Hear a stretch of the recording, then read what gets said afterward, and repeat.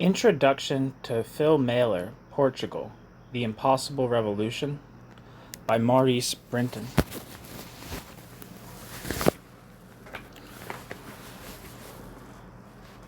This is an uncooked slice of history. It is the history of what happened in Portugal between April 25th, 1974 and November 25th, 1975, as seen and felt by a deeply committed participant. It depicts the hopes, the tremendous enthusiasm, the boundless energy, the total commitment, the released power, even the revolutionary innocence of thousands of ordinary people taking a hand in the remolding of their lives, and does so against the background of an economic and social reality which place limits on what could be done. This tension dominates the whole narrative. Phil's book is not only a perspective account of real events, it is an attempt at a new type of historiography. The official statements of the MFA and of the political parties and the pronouncements of politicians are relegated to appendices.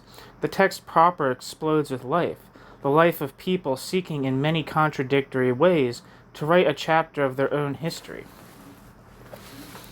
Characters and events literally hustle one another off these pages. Images remain pell-mell like an afterglow. The intoxication and euphoria of the first few weeks, politics in the first person, the crowds in the streets, civilians clamoring over tanks and armored cars, the atmosphere of the great days, May Day and September 28th, 1974, March 11th, 1975, strikes and occupations, the declaration of people in bitter struggle which in their concern for fundamentals seem to echo the thunder of the Communist Manifesto. Lisbon Dockers, talking of a, quote, total remodeling of society, end quote, of a struggle which would have to be waged, quote, outside the unions, end quote, given the total involvement of such bodies in the iniquities of the previous regime, the sheer poetry of some land workers' documents asking what will happen, quote, now the sowing time is over and the olives have been picked, end quote, the tenants' committees, the non-manipulable struggle of those at the very bottom of the social ladder, the shanty town dwellers for whom nobody had the audacity to claim he was speaking. Taxi drivers wanting the Institute for the Reorganization of Agriculture to take over their taxis. The revolution creating its own surrealist precedents. The Second Congress of Councils in the Technological Institute in Lisbon, complete with latter-day Leninist dreaming of Smolny and Putilov, Leninist dreaming of Smolny and Putilov, amid the paraphernalia of modern television, revolutionary tourists and their hang-ups, soldiers inviting civilians into the RASP barracks for a week-long festival, sing-song and orgy of political discussion. Footnote: Artillery Regiment of Serra do Pilar, near Porto. End of footnote. The seemingly endless birth pangs which only produced a stillborn infant, the surfeit of revolutionary rhetoric, and the return to reality, the problems and anxieties, the achievements and the failures, the joy and the sadness, the longings and the frustrations, and throughout the concern, in the words of Spinoza, quote, neither to laugh nor to weep, but to understand, end quote. Why did the revolutionary process not develop further in Portugal? A meaningful social revolution comes about when a large number of people seeks a total change in the conditions of their existence. Massive pressures had certainly built up within Salazarist Portugal, but the aims of those exposed to the old society were disparate.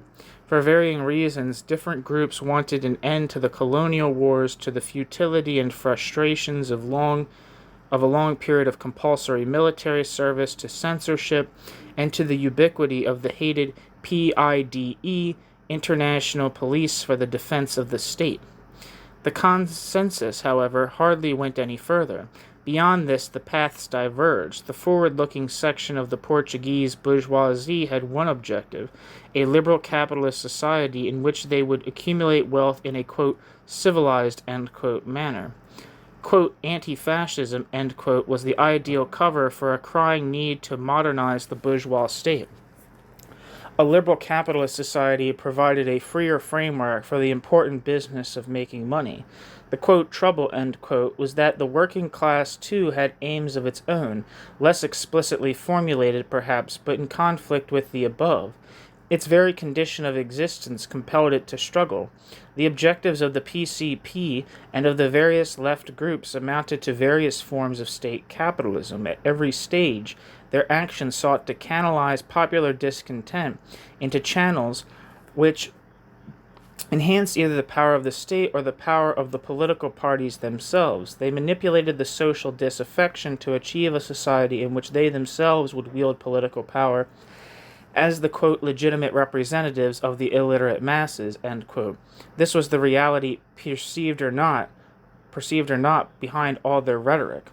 The working class concentrated in the great conurbations of Lisbon, Setúbal, and Porto, of Braga and Aveiro,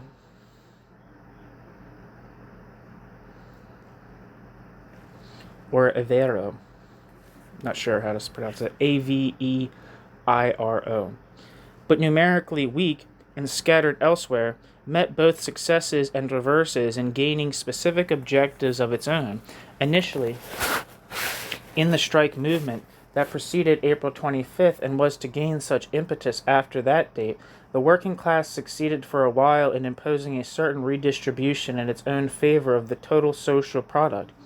It created autonomous organizations, the workers' committees,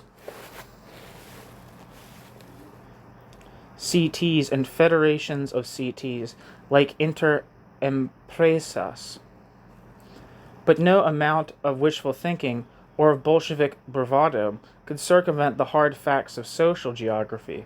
There were vast areas of the country where a small-holding peasantry, intensely property-conscious, exerted an enormous weight. There was the legacy of intimidation, temporary and spiritual, by policemen and priests. And there are other facts of equal relevance. A social revolution is not just a reflex response to the iniquities and oppressions of an existing order. Such responses may bring a society crashing to its knees.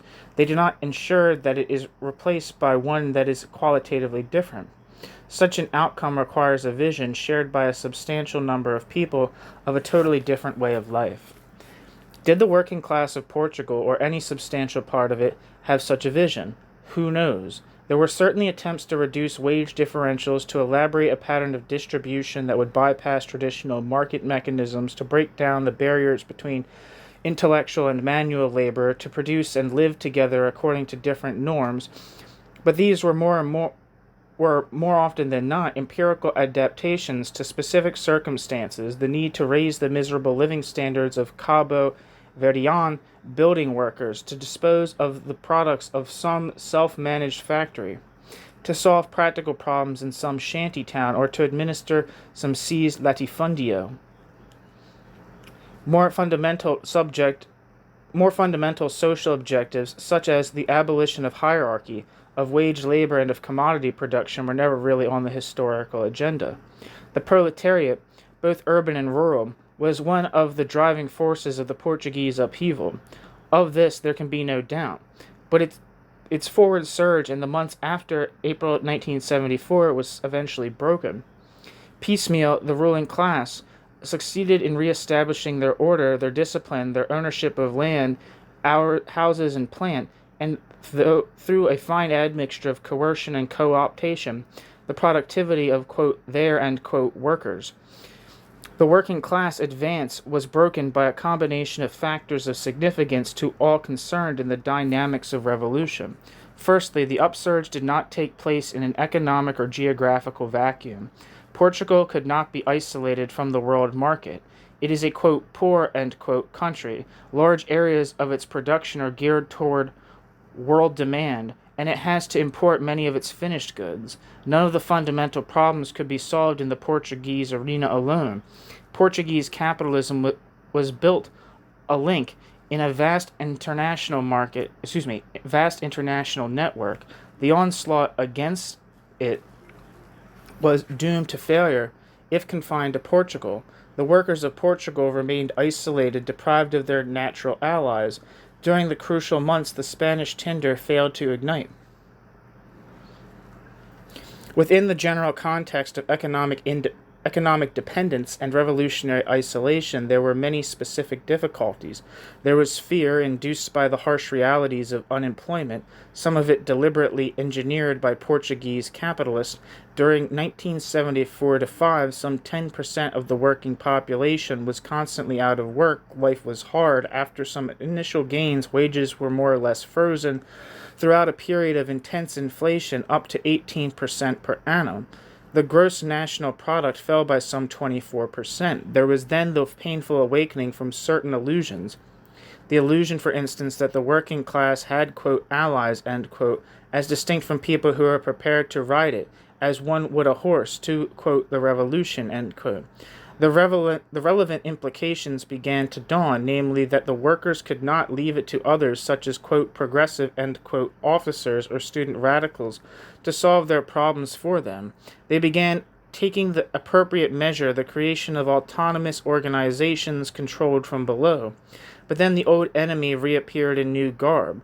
Those who used words with the same ease as the peasant his scythe, or the bricklayer his trowel, began to organize, to dominate, to manipulate the plenarios.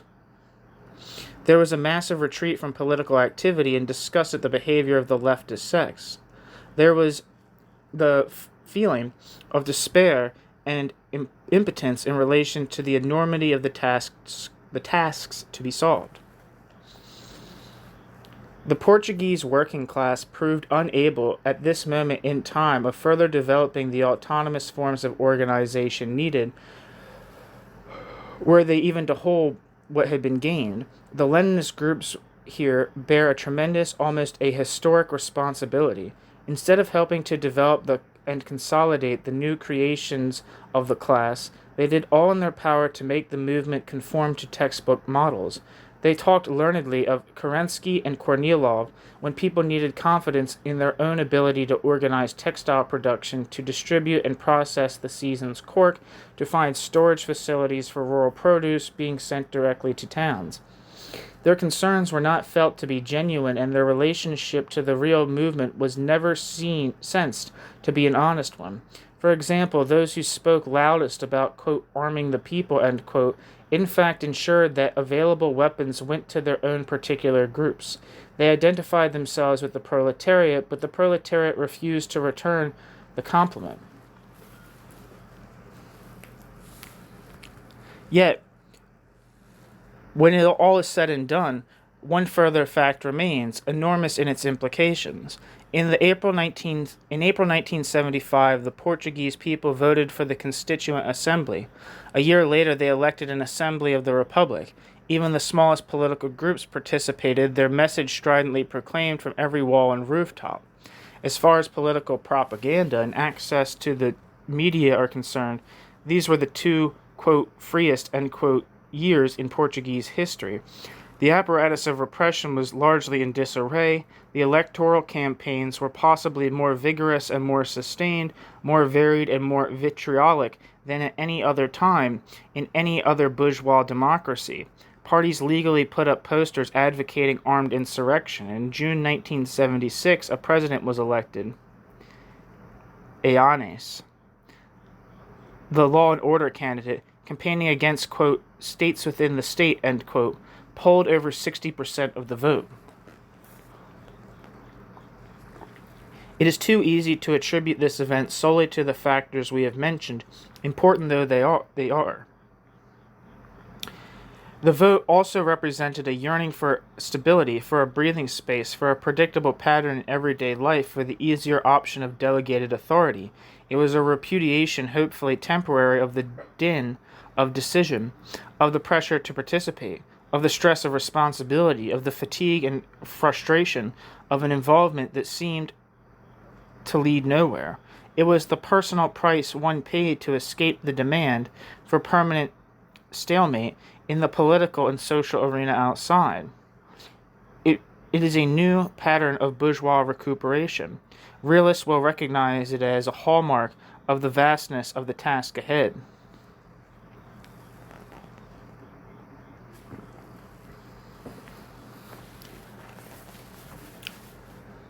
Several lessons can be learned from the Portuguese experience, lessons which transcend the frontiers of Portugal. The foremost, I think, is that in future upheavals, the traditional revolutionaries will prove, quote, part of the problem, not part of the solution, end quote. The Portuguese events bring irrefutable testimony to this assertion. Past revolutions face two main dangers. They could be annihilated by those privileges they threatened. They could be annihilated by those whose privileges they threatened. Paris, 1871, Germany, 1918-19, Spain, 1936, Hungary, 1956. Or they could be destroyed from within through bureaucratic degeneration, as happened to the Russian Revolution of 1917. A third alarming risk now looms on the horizon. It is the risk of genuinely radical upheavals being deviated into state capitalist channels. It is the danger that any new creation in the realm of ideas, relationships, or institutions will immediately be pounced upon, penetrated, colonized, manipulated, and ultimately deformed by hordes of power-hungry, quote, professional revolutionaries, end quote, midwives of state capitalism, and all the more dangerous because draped in the red flag. These people bring with them attitudes and patterns of behavior deeply, if not always consciously, molded by Lenin's notion that the workers left to themselves, quote, can only develop a trade union consciousness, end quote. Their current organizational practices and their prescriptions for the future are bureaucratic to the core. Because of all of the extraneous matter they drag in, their historical wake and seek to inject into live situations, like some flies, their larvae into living flesh. These, quote, professional revolutionaries, end quote, Stalinists, Maoists, Trotskyists, and Leninists of various kinds succeed between them in polluting the very concept of independent political action. Their preoccupation with leadership destroys initiative. Their concern for the correct line discourages experiment. Their obsession with the past is a blight on the future. They create around themselves a wasteland of cynicism and disgust, of smashed hopes and disillusion, that buttress the deepest dogma of bourgeois society, namely that ordinary people are incapable of solving their own problems by themselves and for themselves. Otello Saraiva de Carvalho was wrong when he endorsed the anarchist jest that cozido, a local dish of boiled meats and potatoes, was the only specifically Portuguese thing to be had. There was more. The Portuguese upheaval of 1974 to 5 coined a new word for the political lexicon, an adjective that denoted an aspiration, the word apartidario. The literal translation is, quote, non-party, end quote. But the term reflects the longing for genuine autonomy and struggle, for an activity that is not manipulated by some cúpula, political clique, or other.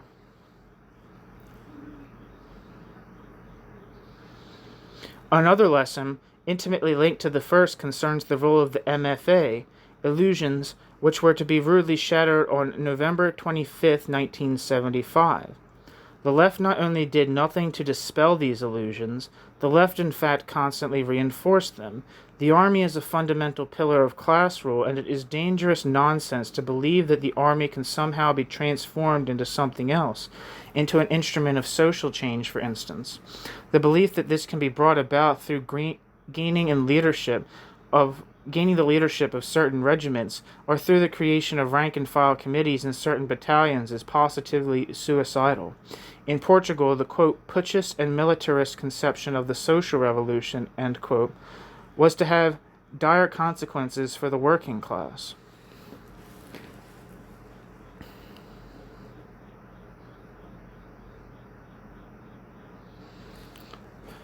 Leninist groups were permeated through and through with Jacobin, i.e., bourgeois notions concerning the conquest of power. Footnote: Such concepts had a certain validity during the bourgeois revolution. They might even be relevant in a completely different context to situations such as Vietnam or China, where weak bureaucratic regimes could not of themselves assume the ascendancy through the new modes of production they embodied, but needed the help of a military apparatus to break down the old barriers. End footnote. The citizen armies of the French Revolution may have toppled the old feudal structures, enabling the bourgeoisie to assume political power and the bourgeois mode of production, which existed before the Revolution and was capable of autonomous development, to gain unfettered ascendancy.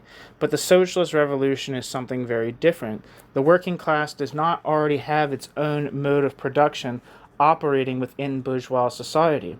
The revolution will be a protracted process of conscious social creation. Its concerns are as much the capture of the hearts and minds of ordinary people and the discarding of outmoded beliefs as the capture of some winter palace or the deposition of some feudal monarch. It neither begins nor ends with the military question. This is not to say that the ruling classes will peacefully surrender what they have, but this is another question.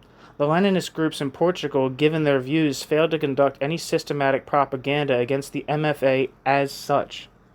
Footnote. The Maoist MRPP, Movement for the Reorganization of the Party of the Proletariat, was an exception, but its later attitudes to the coup of November 25th and to Eanes in the presidential elections of June 1976 finally deprived it of all credibility. I'm not sure how to pronounce that name, Eanes, but it's Eanes, for those interested.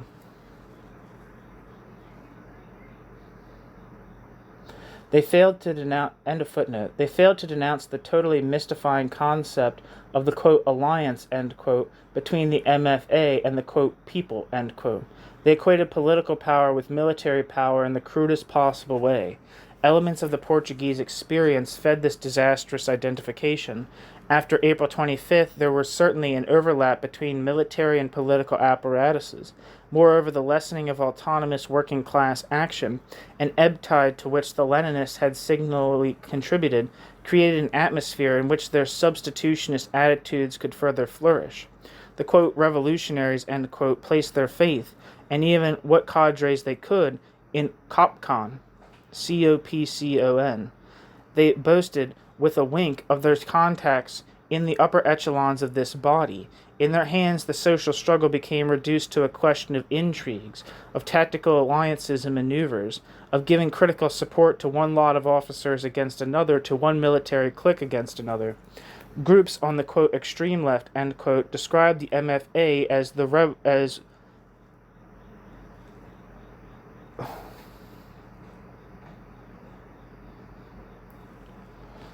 a typo here. Groups on the, quote, extreme left described the MFA as blank, it's supposed to be a word there, the blank, of the revolution, end quote. In the words of Cohn-Bendit, or Cohn-Bendit,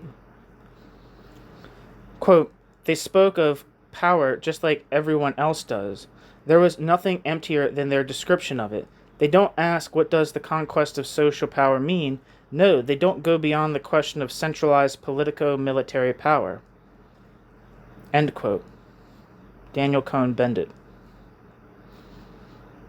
Social power was something more difficult to grasp and far more difficult to achieve. Quote, it was the reality of work relations with hierarchy in people's heads. End quote. The debacle of November 25th, described with feeling and wit in Phil's narrative, left a trial of confusion and disarray. If anything is to be learned from it, we must speak bluntly. To accept the primacy of the army, i.e. of an institution molded by capitalism and permeated by capitalist values, in the Portuguese situation, was doubly nefarious. It fostered reliance on others,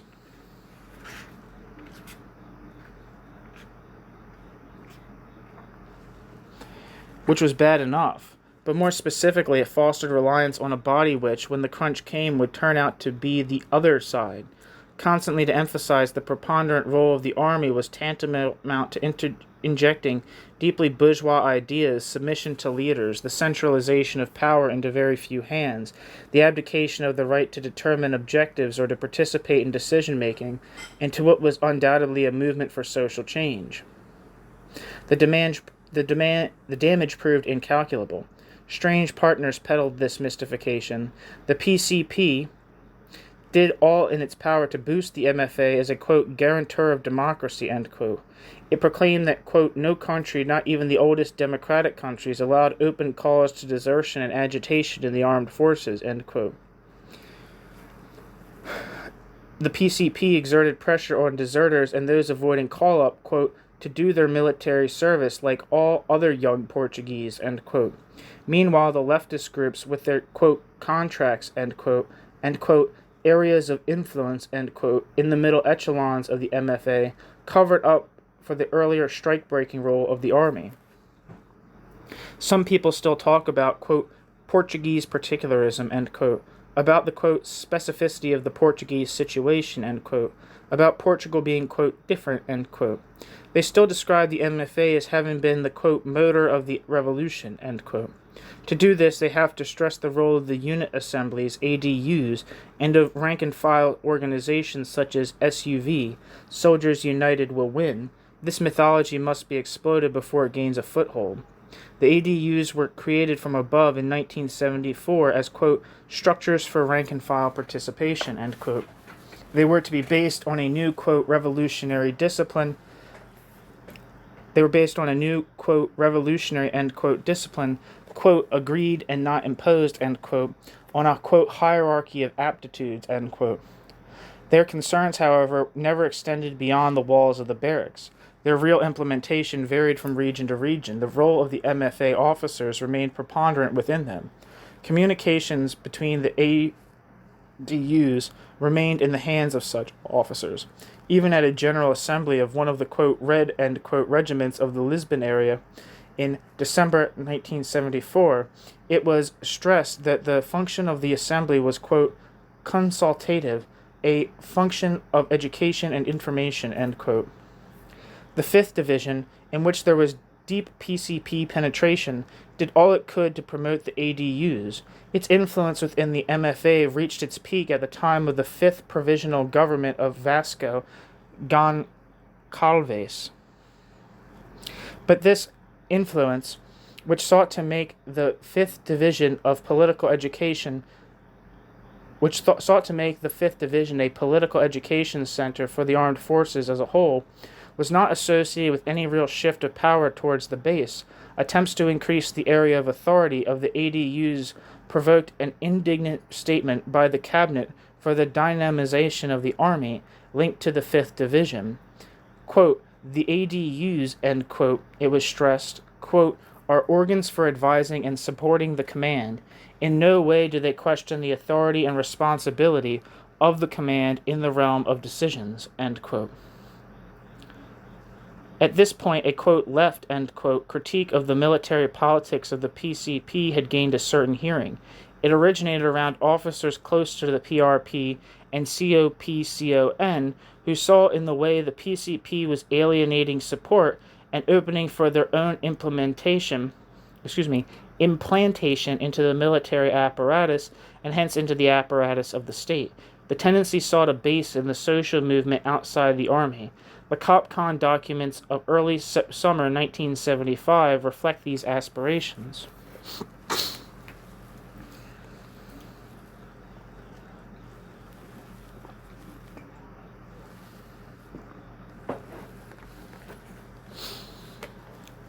But the virtual eviction of the PCP from the governments a few weeks later, and the victory of the, quote, 9, end quote, over the Goncalves in the military apparatus, were to lead to a PCP volte-face. It began endorsing the, quote, radical, end quote, COPCON proposals it had previously denounced. At last, some of the leftists saw a chance to consummate the lust of a lifetime, to have a united front with the PCP. It was against this background that the semi-clandestine SUV groups began to emerge, quote, real, end quote, rank-and-file groups, quote, committed to the class struggle, end quote, highly critical of the, quote, anti-democratic structures of the ADUs, end quote, but the SUV were themselves being manipulated by leftist groups in search of new tactics for the capture of state power. Their call was, quote, reactionaries out of the barracks, end quote.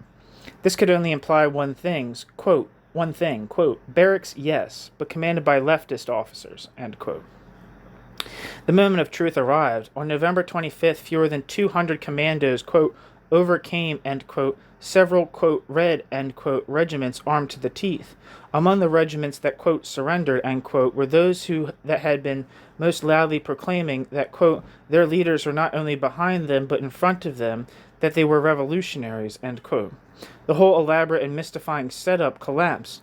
ADUs, soldiers' commissions, vigilance committees, SUV, all this showed itself for what it was, precisely nothing. Quote, isolated, divided, without links with one another, without information, and above all, without initiative, the rank-and-file soldiers were in a state of total dependence upon the military hierarchy, upon the, quote, progressive, end quote, officers, end quote. They followed orders faithfully and confidently, orders to arm, orders to disarm, orders to defend themselves, orders to stop defending themselves, orders to remain within the barracks, orders to move out of the barracks. Meanwhile, the, quote, progressive, end quote, officers, caught up in political maneuvers, tempted by political deals, one eye on possible, quote, compromises, end quote, cooked up in the presidential palace, either abandoned the barracks or got themselves arrested, quote, to avoid bloodshed, end quote. The rank-and-file soldiers were handed over in a triple shackle, political, ideological, and organizational. The veil was ripped asunder. The, quote, military policy, end quote, of the leftist groups was revealed for what it was, a pathetic faith in what the attitude of the, quote, progressive officers, end quote, would be when confronted with a choice. One of the RAL-1, 1st Light Infantry Regiment, soldiers put it very simply, quote, on November 25th, we suddenly had the impression that there was no command, nothing. Progressively, we felt we were entirely alone, end quote. After months on a Leninist diet, to be suddenly without, quote, left, end quote, leaders spelled starvation. Quote, after a year of agitation in the army, the rank-and-file groups never played any important role. The rank-and-file groups never achieved the least control over the functioning of the military machine.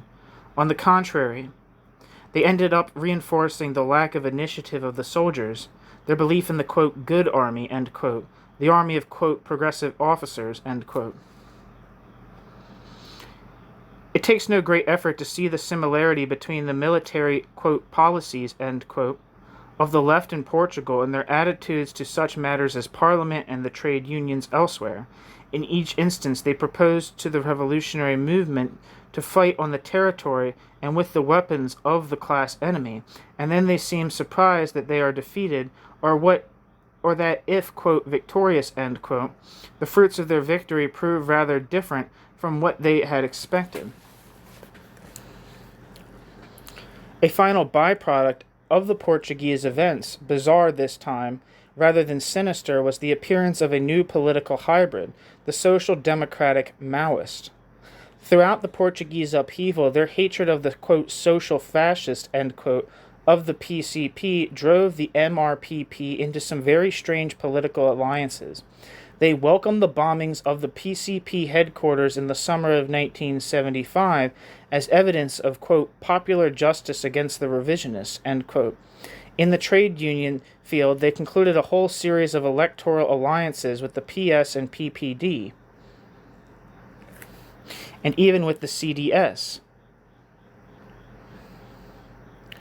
The PPD is a capitalist party of the center, and the CDS is the Social Democratic Center, in fact a right-wing party which regrouped many of the fascists after April 25th. Aimed at diminishing the influence of the PCP. The Maoists reproached the victorious officers of November 25th with being too indulgent in relation to the, quote, principal enemy, social fascism, end quote. In fact, they welcomed the coup.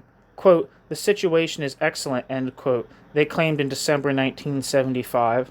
Quote, revisionism is being increasingly unmasked, end quote.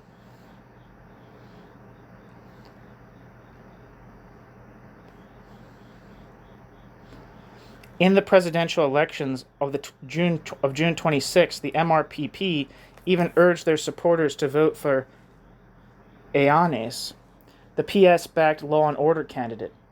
The telling critiques which the MSPP made of the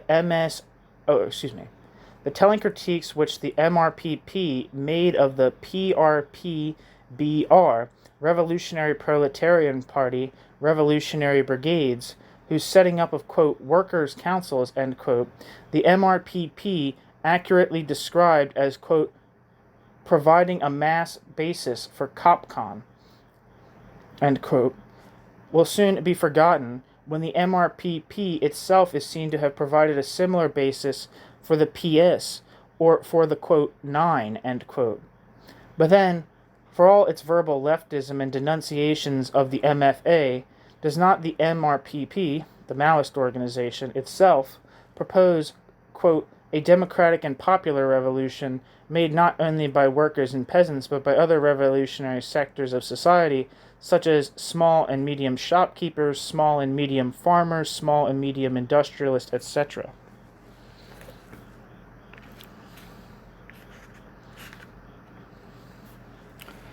The book deals clearly, concretely and honestly with the problems and limitations of self-management attempted in a capitalist context. To take over a factory or farm abandoned by their owners is a natural enough reaction to workers seeking to maintain a living in an environment they know, but the capitalist market immediately obtrudes. Outlets have to be found for the goods produced. The relation of the, quote, self-managed, end quote, enterprise to the outside world remains all-pervading. Disposing of stocks or even of capital equipment to pay oneself wages is no lasting solution.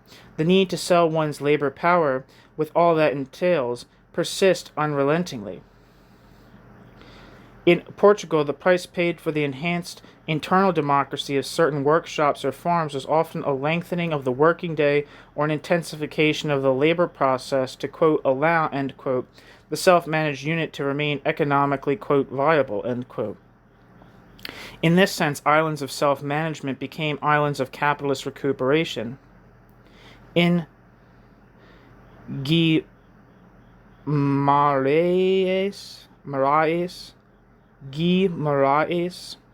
I don't know if that's how you say it, Guimaraes,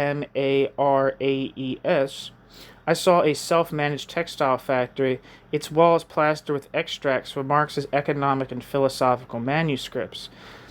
The workers don't need to be told that this is self-managed alienation. They live it daily in their flesh. But what is the real practical immediate alternative? Is it communist production? Is it the scrap heap of capitalist unemployment? Or is it something else, something variable, something created anew every day in 1,000 different workplaces, molded by the differing relation of forces there? No generalization can cover all that was created, the full variety of the experience, or the bitterness engendered by failure. Whatever the concrete forms evolved, the essential, as always, is to avoid telling lies, to avoid mystifying both oneself and others. All this, of course, had little to do with the cardinal relationship of self-management to socialism. Some speak today as if the Portuguese experience, in some sense, invalidated this relationship, as if it proved that self-management had nothing to do with socialism, as if all the talk of self-management was the ultimate recuperative plot of Machiavellian capitalism. The confusion, where it is not deliberate and therefore dishonest, shows a pathetic conceptual poverty, that under capitalism, self-management may become a potent means of capitalist recuperation is undoubted, but what has this to do with the question of whether self-management is the essential institutional, not economic, but institutional framework of socialist society? One can certainly conceive of self-management without socialism, but can one imagine any socialism worth living under without self-managed individuals, collectivities, and institutions? Those who can visualize such a society should let us share their vision. But they should seek to make it as explicit as possible. Who, if not those directly involved, would have the greatest say in the fundamental decisions? And how would such a non-self-managed, quote, socialist, end quote, society differ from all the monstrous societies we see around us today, societies in which minorities take all the fundamental decisions and through their access to information and power, perpetuate their own privileges?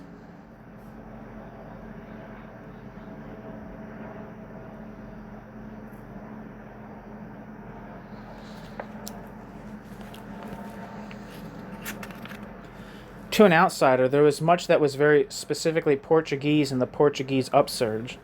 The will to dare the unknown, to disregard the advice of, quote, experts, end quote, to take history and reality by the scruff of the neck, all that is summed up in the term Sebastianismo, was very evident in the early months. Footnote.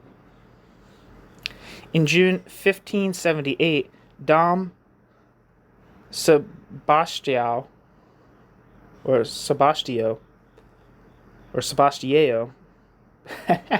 24-year-old monarch, sailed for the Tagus to conquer Morocco from Moulay Abdel Malik. It was an insane enterprise carried out against the advice of all his counselors. Dom Sebastio's forces were annihilated in the Battle of Alsacer Kibir in North Africa. The young king's body was never recovered, and this gave rise to the belief that he would return someday to save Portugal. Throughout the Spanish occupation that followed, one false Dom Sebastio after another kept appearing, rekindling hopes of an eventual messianic liberation. End footnote. Without batting an eyelid at the enormity of what they were attempting, young revolutionaries and older revolutionaries talked seriously of a direct transition from fascism to libertarian communism. They acted as if a belief in miracles could drive people to attempt, and who knows, perhaps even to achieve the, quote, impossible, end quote. Like all radical endeavors in history, the upsurge was a joyful affair, at least to start with. An immensely popular song after April 25th was entitled Gaivota, the Seagull. Poster wit, although perhaps never achieving the insights of May 1968 in France, nevertheless developed into a telling instrument of social critique. The anarchist ensured that it was used as often against the, quote, left, end quote, as against more obvious targets. With the joy went a very strange Portuguese toughness. The fado persisted, not as an embodiment of despair and resignation, as claimed by the superficial sociologists of song, but as a down-to-earth and uncompromising statement of the life of the poor. I recall a letter Phil once wrote me. He was entering the Alentejo. Quote, the tiny hills begin to roll across the flat countryside. Crouched eucalyptus trees hide in the barren dales. Here is a land of tradition, of rich struggles against elements and landowners alike, a land of wine, olives, and music, of everyday survival, difficult to penetrate except by those who care for it. It is as if the stunted growth of the trees said all that needed to be said about hardship, abandonment, work, about the constant fight against a poor and unyielding soil on which lived giant women and monstrous men. But however ungrateful the land, the spirit was never crippled. End quote. Although not songs of revolt, the fados testified to this indestructibility of those oppressed, to this deep unity of man and nature. Romani roots endow some songs with a fierce pride, with a scorn for what the, quote, bourgeois, end quote, will think or say, enabling them boldly to deal with such themes as women's rights to sexual pleasure, no sentimentality, no soothing syrup. Love may mean pain, but is worth it. No neurotic trendiness. Just things as they are. Is not this the raw material of which revolution will be made? Other features, too, had their roots in history. As their documents show, the MFA was probably one of the most articulate and prolific group of soldiers the world has ever produced. In this, they reflected the intellectualismo of the Portuguese elite. Quote, intellectuality, end quote, would be an inadequate translation. The term, as I was repeatedly told in Portugal, really denotes something else, a concern with speaking rather than with the core of things. Its loci are the cafes, not the cloisters of Coimbra, Eca de Queiros, and the Aveiro novelist of the end of the 19th century, grasped this and made of it the kernel some of his most scathing satires. His second, Farpa, published in 1871, could have been written in the summer of 1975, a lampoon of later Leninist sects rather than of the bourgeois parties of his day.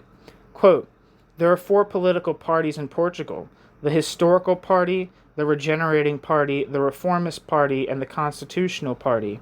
There are, of course, others more anonymous, only known to a few families. The 4 official parties, with newspapers and headquarters, are in perpetual and irreconcilable antagonism, always fighting amongst themselves in their leading articles. They have tried to restore peace, to unify. Impossible. The only thing they have in common is the ground of the Chiado, on which they all tread, and the arcade which shelters them. All 4 are Catholic. All 4 are centralizing. All 4 have the same yearning for order. All 4 want progress, and cite the case of Belgium. The conflagration is immense. End quote.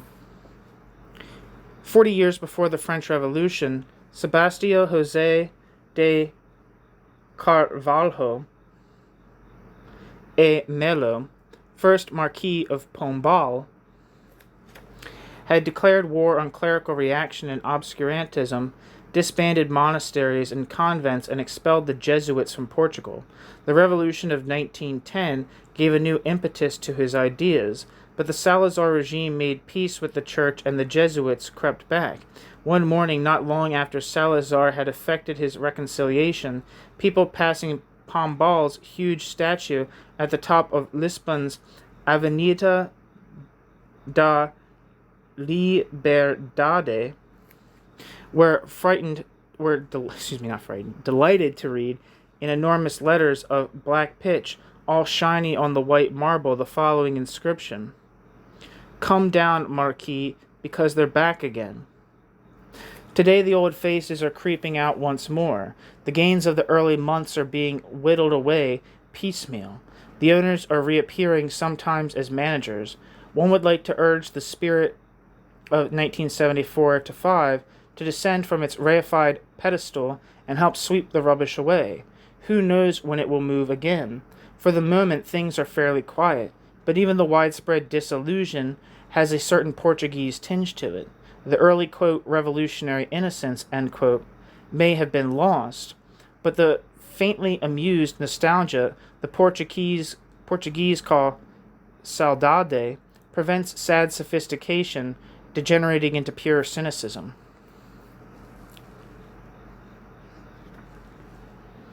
An impossible revolution? Yes, some will argue. Impossible within the confines of Portugal.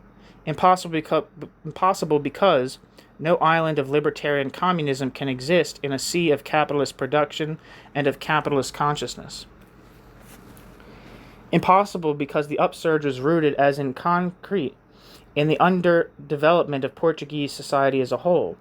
Impossible given the social composition of modern Portugal, the weight of the northern smallholding peasantry, the influence of the church, the erosive and demobilizing effects of chronic poverty and unemployment, Impossible, finally, it is claimed, because state capitalism, not socialism, was, quote, objectively, end quote, on the historical agenda, and because of the state capitalist mentality of the, quote, socialist, end quote, revolutionaries. But men and women have always dreamed, quote, impossible, end quote, dreams. They have repeatedly sought to, quote, storm heaven, end quote, in search for what they feel, or what they felt to be right. Again and again, they have struggled for objectives difficult to obtain, but which they sense to embody their needs and desires. It is this capacity which makes of human beings the potential subjects of history instead of history's perpetual objects. This is why a study of the Portuguese events of 1974-5 is relevant to modern revolutionaries. How should revolutionary libertarians have reacted to the Portuguese events? To have sat at home dismissing the revolution as, quote, impossible, end quote, was out of the question. Should they, to paraphrase Lenin, have started struggling before anyone else, and not cease struggling until after everyone else had? Lenin, The Crisis of Menshevism. Quote, struggling, end quote, can be as meaningful or meaningless as any other activity. It depends on the ends being fought for and the means being used. The revolutionary libertarian seeks to convince working people of their ability to organize and manage their own affairs, to foster a critical spirit towards external groups claiming to be on their side, including his or her own, and to expose the illusions spread by such, mainly Leninist groups. This is a constant everyday task which the libertarian revolutionary sees as his or her main concern. Perhaps in Portugal, the opportunity for revolution has receded for the time being, but this role of the revolutionary never ceases and has certainly not ceased in Portugal. Soon, in Spain, the Stalinists will be dusting down the living corpse of La Pasionaria, a far more potent symbol of, quote, resistance, end quote, than Alvaro Cunhal, or Cunhal. I don't know if H's are silent in Portuguese. Alvaro Cunhal. The illusionists will be at work again, having learned nothing from the experience of Portugal and living on the battle cries of 1936. Words such as, quote, possible and, quote, impossible have a historical dimension as well as an immediate dimension. What is impossible today may become feasible tomorrow. Moreover, it may become feasible because of today's unsuccessful endeavors. To declare a revolution, quote, impossible, end quote, is to pass a verdict on a process as if it were an isolated event. It is to deny those deny those indicted the right to be judged by posterity. There are fruitful defeats in history as well as sterile victories. The Paris Commune defeat of 1871 was in the minds of the Russian revolutionaries of 1917. The events of Kronstadt 1921 or of Hungary 1956 still evoke echoes. They help mold revolutionary libertarian attitudes that are very much part of current thinking. But there is more. Preconceived ideas are not just ideological straitjackets. To declare a revolution, quote, impossible, end quote, may under certain circumstances contribute to obscuring it. The masses in action are always more revolutionary than the most revolutionary of the revolutionary organizations. The reasons are obvious. The revolutionary organizations are wedded to past models, usually 1917. The masses want to create the future. Some people see history as a railway line leading to a predetermined goal. They see the action of classes as just generating the steam which will enable great men or great parties, quote, the drivers of the locomotives of history, end quote, to use Stalin's monstrous phrase, to take charge of events. This is a prescription for bourgeois practices, for it legitimizes the power, both today and tomorrow, of those who think they know the track, and of those who think they can handle can handle the engine.